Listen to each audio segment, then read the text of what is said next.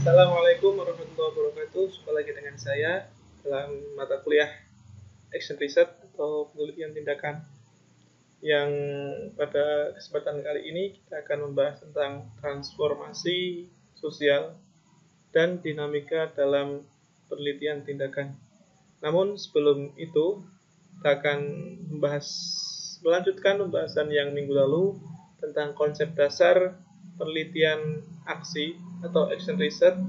Yang kemarin kita bahas sudah sampai pada pengenalan tentang tokoh pencetus, salah satu tokoh pencetus dari riset aksi, yaitu Kurt Lewin. Kita akan lanjutkan, salah satunya selain Kurt Lewin ada lagi namanya Paulo Freire.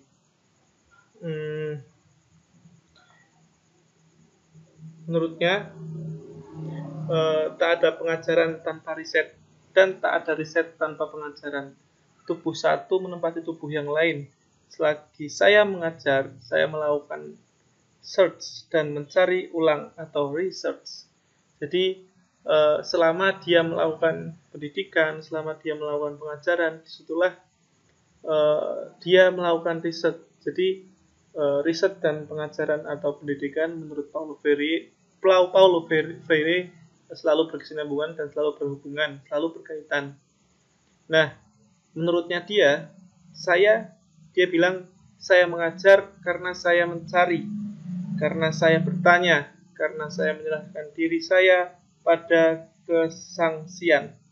Jadi menurut Freire bahwa dalam proses pengajaran itu ada proses bertanya tentang ketidaktahuan, bertanya tentang terhadap kesangsian, atau bertanya terhadap sesuatu yang menjadikan sebuah akal sehat itu selalu berpikir. Jadi untuk menjawab pertanyaan-pertanyaan itu, Paulo Freire melakukan penelitian. Nah, kemudian dia melanjutkan, saya melakukan riset karena saya ingin mengetahui banyak hal, menyadari keberadaan mereka. Dengan bertindak begitu, maka saya terlibat. Dengan terlibat, maka saya mendidik diri saya sendiri. Jadi asik menurut Paulo Freire. Dalam pendidikan, dalam pengajaran, dalam pelajaran itu tidak berhenti pada transfer knowledge, yang ketika si peserta didik hanya mampu menyerap apa yang diberikan oleh pendidik dalam waktu tertentu. Jadi kata Freire, dia sebenarnya ada rasa ingin tahu yang lebih mendalam dalam dirinya. Kemudian dia melakukan riset.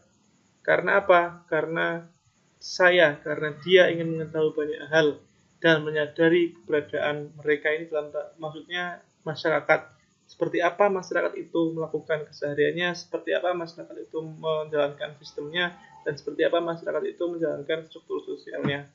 Oke, dengan melakukan hal seperti itu, maka dia bisa terlibat dalam apa? Terlibat dalam sistem sosial, terlibat dalam struktur sosial, terlibat dalam kelompok sosial. Maka saya ulang-ulang lagi bahwa riset aksi itu akan mensyaratkan tentang bagaimana seorang peneliti harus living together. Maka dia harus partisipatoris, harus terlibat. Ketika kita terlibat, maka kita akan melakukan pendidikan untuk memberikan atau menumbuhkan rasa sadar, menyadarkan masyarakat, serta juga mendidik kita sendiri. Kemudian dia menyimpulkan bahwa saya melakukan riset demi untuk mengetahui yang belum saya ketahui, demi mengkomunikasikan dan mendeklarasikan apa yang saya temukan. Jadi riset yang Freire lakukan itu ini sama seperti Socrates ketika dia menjadi orang yang tidak tahu banyak hal.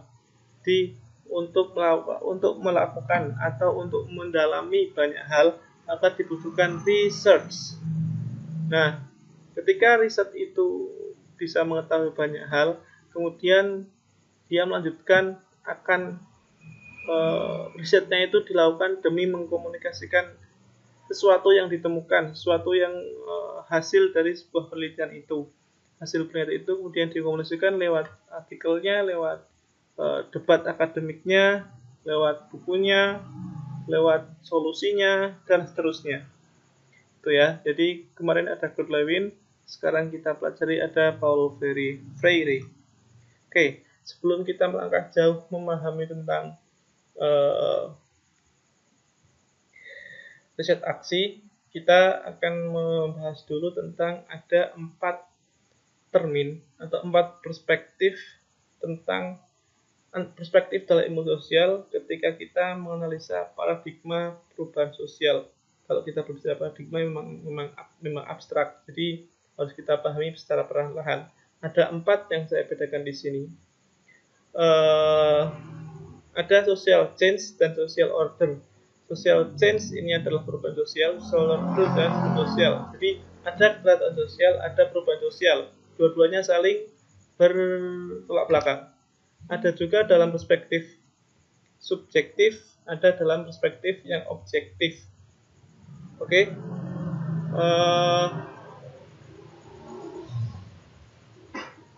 Ada 4 hal juga yang kita bisa bahas.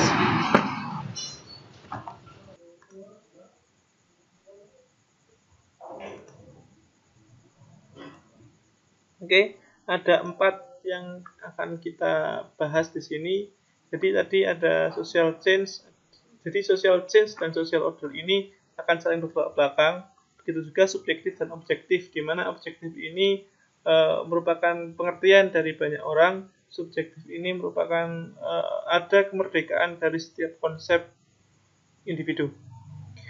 Kemudian kita akan membahas lagi tentang bagaimana beberapa perspektif dasar dari ilmu sosial yang diawali dari fungsionalis positivistik, ada interpretif, ada radikal strukturalis, ada radikal humanis. Jadi akan kita lihat nanti bahwa radikal humanis ini sifatnya adalah social change dan subjektif, itu ya. Kita baca seperti itu. Kalau interpretif, dia sifatnya subjektif, tapi merupakan social order, merupakan peraturan sosial. Begitu juga fungsionalis atau positivistis, dia social order sekaligus objektif. Dalam radikal strukturalis, dia lebih pada radikal strukturalis, dia adalah social change, tapi yang objektif. Kita pelan-pelan dulu ya. Dari yang sifatnya fungsionalis positivistis. Oke.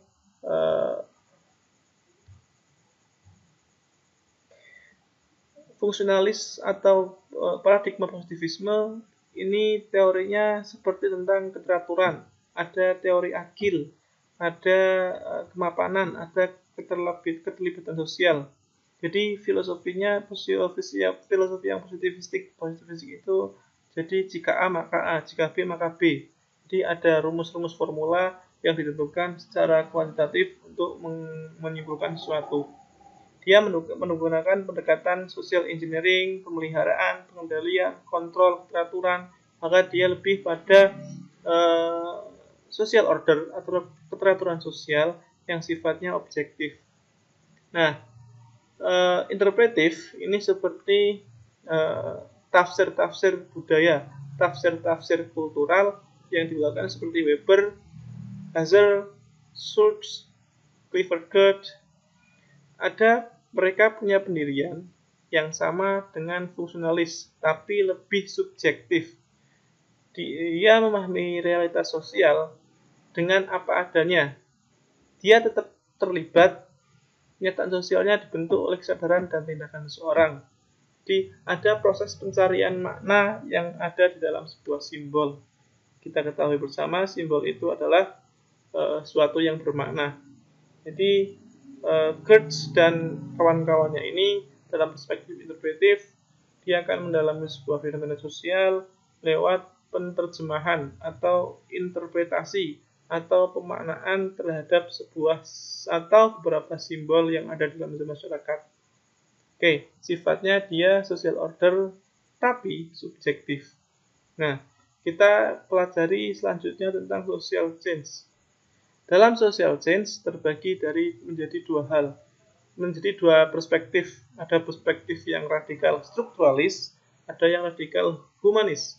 Apa bedanya? Radikal strukturalis dia seperti teori-teori kapital, teori-teori untuk meruntuhkan kekuasaan, tapi secara bersama-sama. Maka cita-cita Karl Marx adalah masyarakat yang tanpa kelas. Nah, sifatnya dia lebih makro. Sifat dalam radikal strukturalis, dia memperjuangkan perubahan sosial secara radikal, tapi dari sudut pandang yang objektif, dari sudut pandang kebanyakan orang, dari sudut pandang, umumnya demikian. Umumnya masyarakat harus seperti A, maka perubahan yang dilakukan harus A. Tidak melihat kasus per kasus, tidak melihat perubahan atau tidak melihat kelompok per kelompok. Kelompok petani itu harus sendiri, kelompok nelayan harus sendiri, kelompok buruh harus sendiri. Jadi tidak melihat seperti itu. Mereka menekankan pada konflik struktural, penguasaan kelas, kesadaran manusia tidak penting bagi mereka. Yang penting adalah hubungan struktural sosial dengan bertentangan untuk menciptakan tatanan sosial baru. Jadi cita-cita Karl Marx dia adalah mewujudkan masyarakat yang tanpa kelas. Maka yang menjadi pembahasan adalah konflik antara kelas, yaitu kelas bawah dengan kelas atas, kelas borjuis dan kelas proletar. Maka kata Karl Marx, untuk meruntuhkan itu semua membutuhkan dekonstruksi, membutuhkan sebuah tindakan yang radikal dalam rangka meruntuhkan sebuah kuasa kapital. Terakhir, tentang radikalis yang sifatnya humanis. Sama-sama akan melakukan sebuah perubahan sosial yang radikal, tapi dasar pemikirannya harus subjektif. Balikan dari Karl Marx tadi, kesadaran manusia menjadi penting. Dalam perspektif ini akan menghilangkan berbagai pembatasan sosial, pembatasan tatanan sosial, akan membebaskan dari kemapanan, karena kesadaran manusia telah dikuasai oleh suprastruktur ideologis yang ada di luar dirinya. Jadi dalam radikalis humanis ini seperti tokoh-tokohnya Habermas, Kurt Lewin, Paulo Freire, sifat perubahannya harus berdasarkan pengertian masing-masing individu atau kelompok, yang proses pembebasannya adalah membebaskan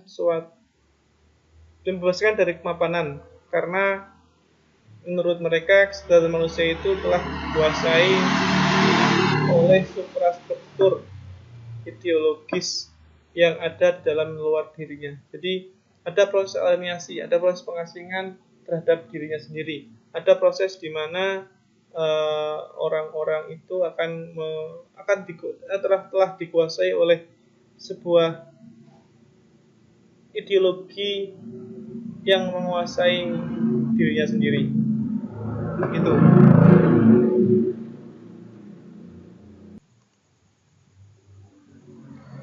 Jadi di mana letak ketika kita melihat riset aksi itu, di mana letak metodologi atau perspektif paradigma dalam riset aksi? Jelas kita akan bisa menjawab riset aksi berada pada ranah perspektif radikal humanis, yaitu sebuah proses perubahan sosial yang sifatnya lebih subjektif. Dia akan melakukan sebuah perubahan sosial dari proses-proses yang kelompok-kelompok kecil. Dia akan melakukan sebuah perubahan sosial yang tergantung dengan kebutuhan masyarakatnya. Tidak semua dikebiah-uyah perubahannya harus seperti X atau seperti A. Jadi ketika riset aksi itu dilakukan di masyarakat nelayan, maka akan dilakukan sebuah perubahan sesuai dengan kebutuhan nelayan. Ketika proses perubahan sosial atau riset aksi itu berada di masyarakat pertanian, maka perubahan sosial itu yang akan dilakukan adalah sesuai dengan kebutuhan petani. Gitu ya. Kita akan lanjutkan kepada pembahasan tentang transformasi sosial dan dinamika di dalam dalam participatory action research. Oke, sebelum kita jauh membahas tentang itu, kita pahami dulu sebuah transformasi sosial itu apa. Jadi kita pahami bahwa proses action research itu akan menghasilkan sebuah rekomendasi kalau kebijakan dia, atau dengan kata lain dalam aksi akan menghasilkan sebuah strategi perubahan sosial yang kuncinya sekali lagi yang menjadi, atau ketika kita menjadi pendamping sosial, menjadi fasilitator, menjadi peneliti, strategi perubahan sosial tadi harus dilakukan oleh masyarakat, bukan oleh peneliti. Oke ya. Sebelum jauh tentang itu, kita akan membahas dulu apa toh yang kita maksud sebagai transformasi sosial. Apa sih yang kita maksud sebagai transformasi sosial? Kita pahami bahwa transformasi sosial itu adalah perubahan yang fundamental di dalam pandangan terhadap realitas sosial kehidupan, dalam kehidupan sosial. Jadi transformasi sosial itu, atau kita bisa pahami sebagai proses alih ubah. Jadi bukan sekedar berubah, ada proses alih ubah terhadap kondisi yang baru. Yang kalau dalam artian action research, transformasi itu dipahami sebagai perubahan yang fundamental. Jadi perubahannya bukan sekedar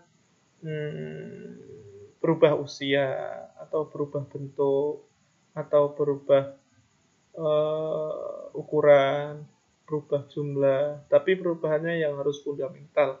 Misalkan meruntuhkan struktur kuasa yang ada, misalkan melakukan proses perubahan pada pola tanam pertanian misal, atau merubah proses pola konsumsi masyarakat, atau misalkan merubah pola cara penangkapan ikan, dan seterusnya, maka disebut sebagai perubahan yang fundamental. Jadi transformasi sosial itu juga dipahami sebagai perubahan yang sifatnya dari pemikiran yang evolusi ke dalam pemikiran yang radikal, yang revolusi. Kita tahu evolusi itu proses perubahan sosial yang sangat lambat sekali, terjadi dalam ratusan tahun, bahkan ribuan tahun ya. Kalau kita pahami dengan evolusinya Darwin, bahkan proses dari Homo sapiens, dari Pithecanthropus erectus, Pithecanthropus saya nggak ya, ada berkali-kali sampai ke Homo sapiens, kemudian ke manusia, itu kan ribuan tahun.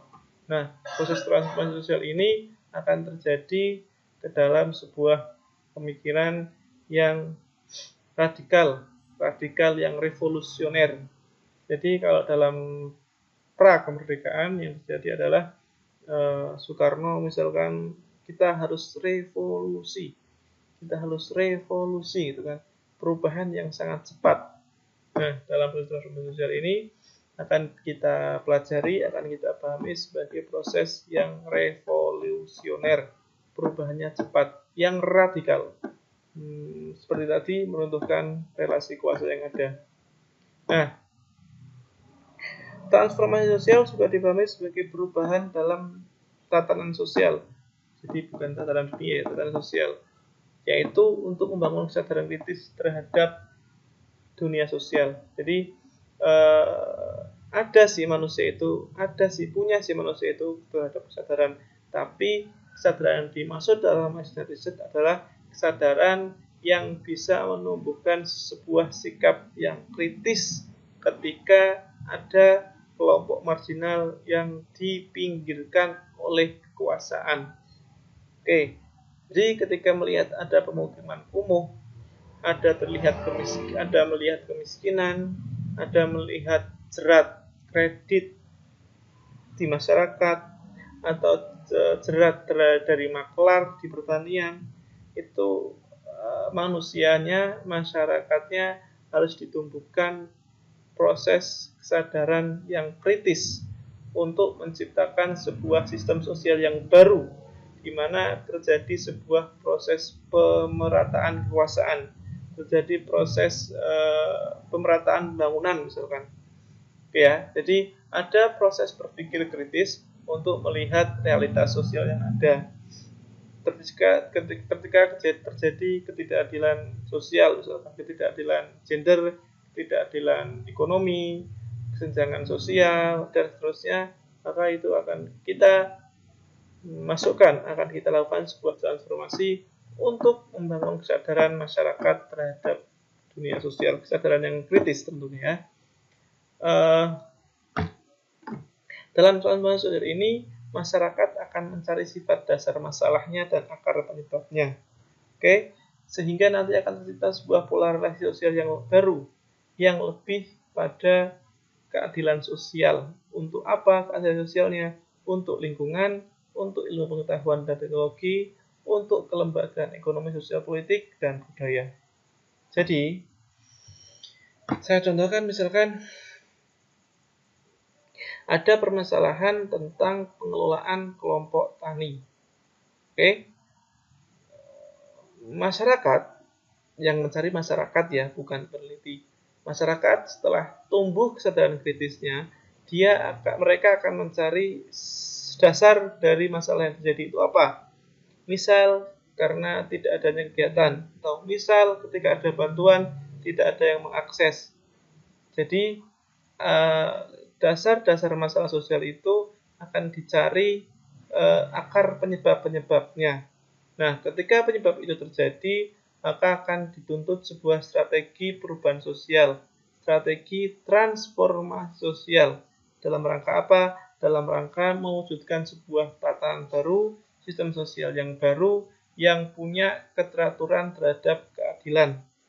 Jadi nanti setelah sistem sosial itu baru terbentuk, maka akan terjadi sebuah pengelolaan lingkungan yang adil, terjadi sebuah distribusi pengetahuan yang adil, terjadi sebuah lembaga ekonomi sosial politik dan pengelolaannya akan merata.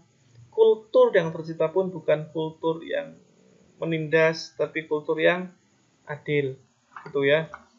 Kemudian kenapa Extended ini memilih sebuah konsep tentang transformasi sosial? Jadi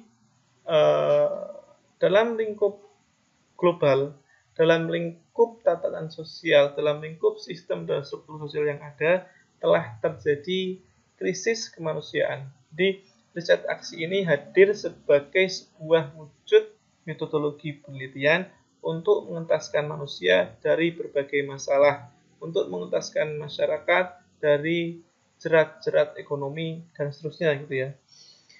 Apa bentuk krisis kemanusiaan yang sifatnya global itu? Bentuknya adalah ketidakadilan ekonomi, ada krisis lingkungan, ada pengangguran, ada rasialisme atau rasis gitu ya, ada konflik, ada perang, ada berbagai bentuk krisis lainnya, kemiskinan, ada bentuk konflik antar etnis, ada bentuk kesenjangan sosial, ada bentuk pemungkiran terhadap perempuan, ada marginalisasi terhadap anak jalanan, dan seterusnya. Itu adalah krisis kemanusiaan, krisis humanisme crisis. Jadi semua krisis kemanusiaan itu apa penyebabnya bisa dikerucutkan menjadi sebuah kesimpulan bahwa semua hal itu terjadi karena ambisi dari akumulasi kapital yang disebabkan oleh industrialisasi global. Jadi prosesnya itu adalah hasil dari cerita panjang penguasa-penguasa kapital dalam menumpuk akumulasi modalnya. Semakin penguasa kapital itu menumpuk akumulasi modalnya, semakin besar mereka dapat menguasai alat produksi. Efeknya apa? Efeknya akan terjadi akan semakin bertambahnya kesenjangan sosial, kesenjangan ekonomi yang semakin jauh dari kelas borjuis ke dalam kelas proletar. Apa akibatnya? Akibatnya adalah tidak memadainya support system bagi kebanyakan orang, serta menciptakan kemiskinan global yang sistemik bagi negara-negara non-industri. Jadi seperti pembahasan yang kemarin, ada proses namanya modernisasi dalam pembangunan. Ketika sebuah industrialisasi global ini semakin merajalela, maka penguasanya bukan negara, tetapi korporasi yang masuk di dalam sebuah negara. Oke, ya, kita pahami ya. Oke, yang itu akan menambah angka ketenagakerjaan atau angka kerja, atau bisa mengurangi pengangguran. Tapi pertanyaannya adalah, apakah mereka bisa menguasai modal, atau apakah mereka bisa menguasai alat produksi? Kan jawabannya tentu tidak. Jadi akibatnya adalah tadi ada pemiskinan global. Jadi semakin kapital ini berkuasa, maka akan semakin runtuhlah, semakin rendahlah kemiskinan yang ada di masyarakat. Negara-negara industri hanya menjadi pasar, hanya menjadi market kalau analisanya Martiko ya. Masyarakat seperti Indonesia itu hanya dijadikan market oleh kapitalis global itu. Kita akan menjadi, bahkan hanya memberikan dengan sebegitu entengnya sumber daya kita, resources kita kepada kapital, yang dengan seenaknya kita membuka investasi asing silakan masuk untuk menciptakan lapangan kerja. Hasilnya adalah semakin dikuasainya sebuah wilayah, semakin dikuasainya sebuah resources, akhirnya menjadikan hasil yang didapatkan di sebuah wilayah itu bukan untuk masyarakatnya, tapi untuk keuntungan kapital. Oke, yang terjadi adalah semakin miskinnya sebuah wilayah itu, meskipun di satu sisi ada perusahaan yang sangat besar mengelola sumber daya yang ada di wilayah tersebut. Oke, PAR itu adalah, jadi PAR ketika melihat masalah itu, kita akan hadir menyelesaikan sebuah masalah yang cukup besar di dalam masyarakat, yaitu untuk menghilangkan, untuk meruntuhkan tadi kuasa-kuasa kapital.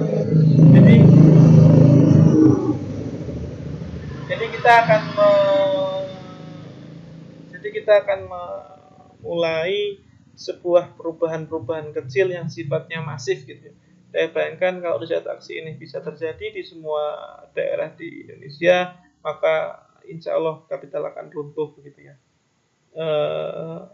Karena setiap masyarakat sudah sadar, karena setiap masyarakat sudah kritis untuk memulai sebuah perubahan sosial yang sudah ada, gitu ya.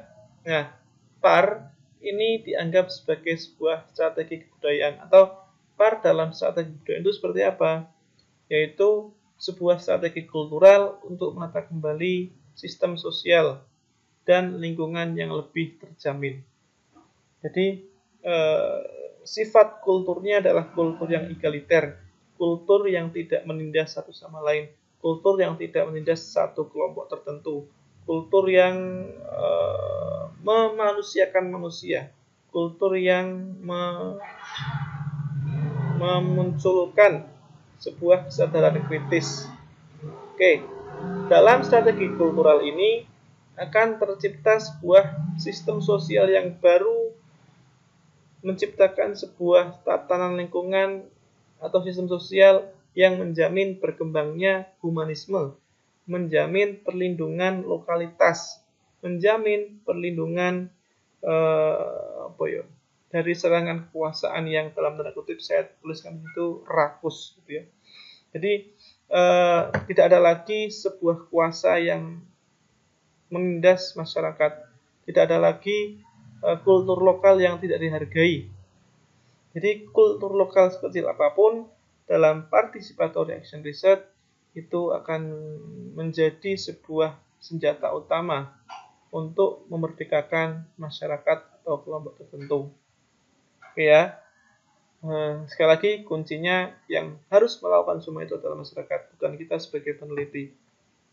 Oke, kita pahami itu dari sudut pandang transformasi sosial, yang transformasi sosial ini menjadi syarat mutlak untuk melaksanakan sebuah participatory action research.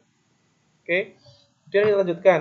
seperti apa dinamika atau yang terjadi dalam beberapa ketika kita melakukan action research itu. Yang pertama adalah tentang tantangannya ketika kita melakukan PAR. Oke, ada beberapa hal yang ada tantangan, keuntungan. Kita pahami dulu dari tantangan participatory action research atau PAR. Nah, PAR ini seperti saya jelaskan dari awal, perlu waktu yang lama untuk kita dikatakan sebagai PAR yang sukses atau yang berhasil. Oke, kenapa seperti itu? Karena proses perubahan itu tidak bisa serta meskipun revolusi ya, tapi bukan berarti hari ini kita riset besok berubah, enggak. Maksud saya, dibandingkan evolusi kan sampai ratusan bahkan ribuan tahun, tapi PAR yang revolusi ini juga membutuhkan waktu yang sangat lama dalam artian nggak 1 bulan 2 bulan, maksudnya 1 tahun 2 tahun, itu kan juga revolusi. Perlu waktu lama ini kita harus mulai dari kenapa? Karena tidak semua masyarakat memiliki kesadaran kritis terhadap realitas yang mereka hadapi. Oke, kita pahami itu dulu, bahwa semua masyarakat tidak begitu selalu memahami masalah yang ada dalam masyarakat sendiri. Maka langkah kita yang awal adalah menyadarkan masyarakat terhadap masalah yang mereka hadapi sendiri. Oke ya. Jadi apalagi kita belum mengenal masyarakatnya, maka yang dilakukan pertama adalah proses pendekatan dulu. Proses berapa minggu, baru dekat kita mulai bisa ngobrol, mulai bisa menyadarkan mereka tentang masalahnya, kemudian identifikasi masalahnya, kemudian mereka bisa melakukan pemetaan sosial, kemudian masyarakat bisa mendiskusikan masalahnya, kemudian masyarakat bisa memetakan aktornya, siapa stakeholder yang terlibat. Kan itu prosesnya sangat panjang sekali sampai pada proses hasil perubahan yang disepakati. Itu pun belum berhenti karena kita butuh proses evaluasi untuk memperbaiki kesalahan-kesalahan kecil misalkan. Nah, itu pun kita belum bisa mengatakan berhasil. Kenapa? Karena belum pasti semua proses itu akan sustain, akan bisa berlanjut sampai terus-menerus. Maka akan bisa berhasil jika proses yang sudah baik itu, proses perubahan sosial itu bisa berlanjut, bisa berlangsung setelah kita berhenti di sebuah masyarakat tertentu. Maka ada proses yang kontinu untuk melanjutkan PAR itu. Kemudian tantangan berikutnya adalah perlu pertemuan perencanaan yang lebih banyak sehingga butuh dana yang banyak juga. Jadi bukan masalah yang sepele untuk melaksanakan PAR itu. Ada proses, ada butuh dana otomatis. Jadi biasanya PAR ini akan memiliki atau ada yang bergerak, ada yang mensponsori di balik itu. Tapi sekali lagi prosesnya bukan money oriented ya, itu hanya sebagai backupan untuk masyarakat melakukan aktivitasnya. Oke, selanjutnya ada anggota harus mendengarkan, membutuhkan mekanisme panjang, harus siap sedia dalam beragam bentuk, perlu ada ini standar lah ya. Jadi memang harus kita sebagai fasilitator itu siap sedia dalam beragam bentuk. Maka biasanya harus ada plan A, plan B, dan plan C. Gimana kalau plan A gagal? Gimana kalau plan B gagal? Harus ada plan-plan yang mengikuti untuk melaksanakan sebuah kegiatan perubahan sosial itu. Oke, nah saya nggak akan terlalu banyak ya. Kita pada proses teori dan prakteknya aja. Keuntungan PAR, kita pahami dari tadi tentang tantangan PAR itu ada yang paling biasanya gagal atau paling sulit adalah melakukannya dalam proses yang sangat panjang itu tadi. Kemudian kita pahami ada PAR itu bisa apa keuntungannya? Yaitu ada menutup gap antara riset dan praktek. Jadi biasanya kan kalau kita melakukan riset dan praktek itu terpisah.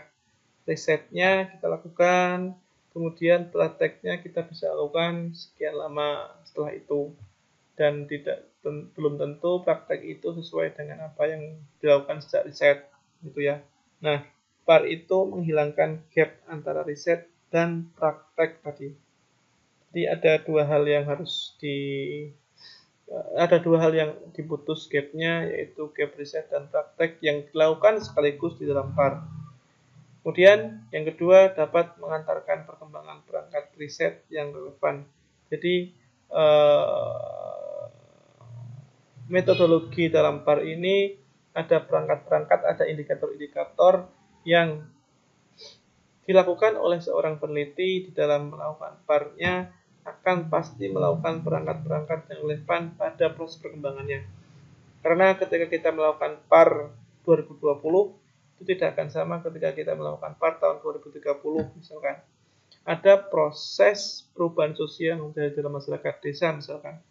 Nah, kita harus menyesuaikan perangkatnya ketika kita mendalami masyarakat tersebut. Yang lain standar ya, lebih mudah mengadakan rekrutmen, meningkatkan dasar pengetahuan, presentasi dan hasil dengan beragam tim cenderung tidak tradisional. Ya, ini standar lah ya, nanti kita bisa baca sendiri. Nah, sedikit lagi tentang PAR. Secara teoritis dan secara praktis yang sudah kita awali pembahasannya di awal, bahwa orientasinya itu merubah polarisasi kuasa menjadi relasi humanis yang bisa mengembangkan potensi masyarakat. Oke, jadi ada proses orang-orang masyarakat kelas bawah mengontrol ilmu pengetahuan, mengontrol sains, dan membangun kekuatan politik lewat pendidikan orang dewasa, lewat riset yang kritis, lewat tindakan sosial politik. Jadi, sekali lagi ada proses pembangunan kontrol terhadap ilmu pengetahuan oleh masyarakat kelas bawah. Oke. Jadi ketika ada kontrol itu, maka masyarakat kelas bawah pun akhirnya bisa membangun kekuatan politik lewat pendidikan orang dewasa, lewat riset kritis, lewat tindakan sosial politik, lewat kelompok, lewat apapun itu yang akhirnya bisa meruntuhkan kuasa tadi. Nah, proses membangun kesadaran dirinya dilakukan lewat refleksi kritis.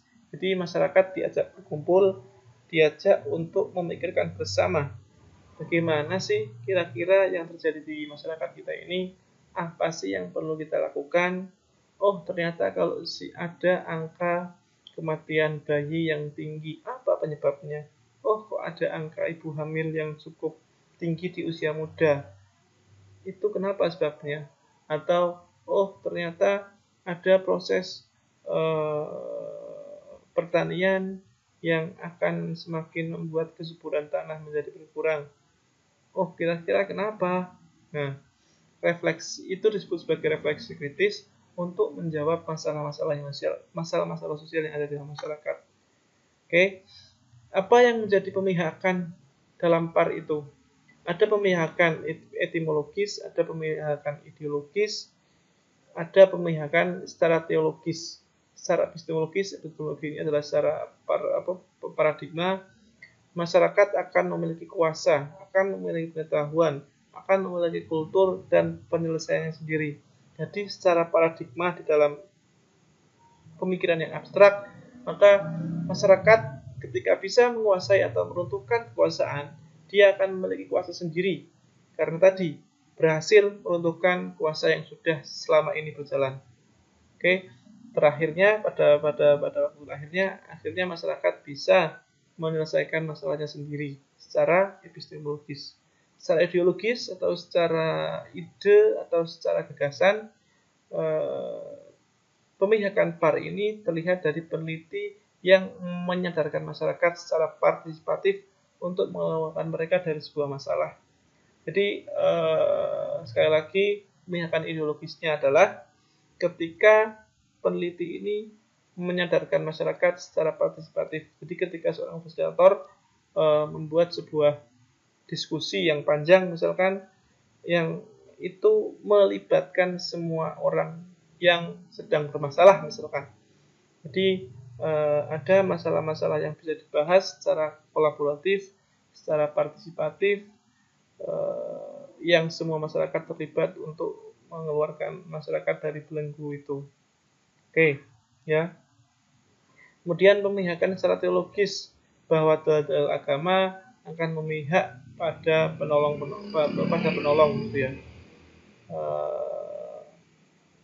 Yang terakhir bahwa pemihakan PAR itu kita pahami sebagai orientasi masyarakat itu akan berpusat pada transformasi sosial, ya.